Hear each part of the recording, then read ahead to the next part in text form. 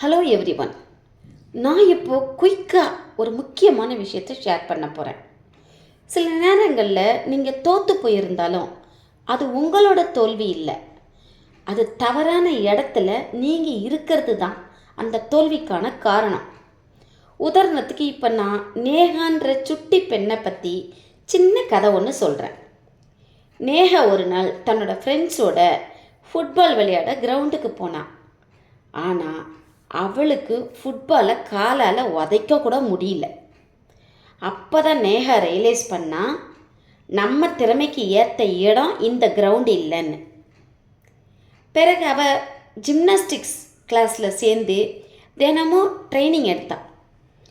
பார்த்தா ஜிம்னாஸ்டிக்ஸில் அவள் ரப்பர் மாதிரி உடம்பை வளைச்சி வளைச்சி விளையாடினான். தினமும் ப்ராக்டிஸ் பண்ணான், மெடலும் வாங்கினான். இங்கே தான் நீங்கள் ஒரு முக்கியமான விஷயத்தை கவனிக்கணும். ஃபுட்பால் கேமில் நேகா தோத்தது அவளுடைய தோல்வி கிடையாது. அவளோட திறமைக்கு ஏற்ற இடத்துல அவள் இல்லாதது தான் அதுக்கான காரணம். ஜிம்னாஸ்டிக்கில் அவளுக்கு திறமை இருந்தது. அந்த திறமையை ஐடென்டிஃபை பண்ணி முறையாக ப்ராக்டிஸ் பண்ணதுனால தான் அவளால் ஜிம்னாஸ்டிக்ஸில் வெற்றி அடைய முடிஞ்சுது. இதைத்தான் வள்ளுவர் ஒல்வது அறிவது அறிந்த அதன்கண் தங்கி செல்வார்க்கு செல்லாதது இல்லைன்னு சொல்லியிருக்கார்.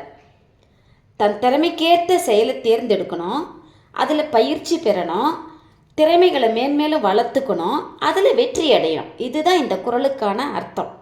ஸோ உங்களோட திறமை என்னன்னு கண்டுபிடிங்க, அதில் ட்ரைனிங் எடுங்க. ட்ரைனிங் முடிஞ்சதும் டெய்லி ஹேபிட்டாக ப்ராக்டிஸ் பண்ணுங்கள், வெற்றி அடைங்க. All the best. Thank you for watching.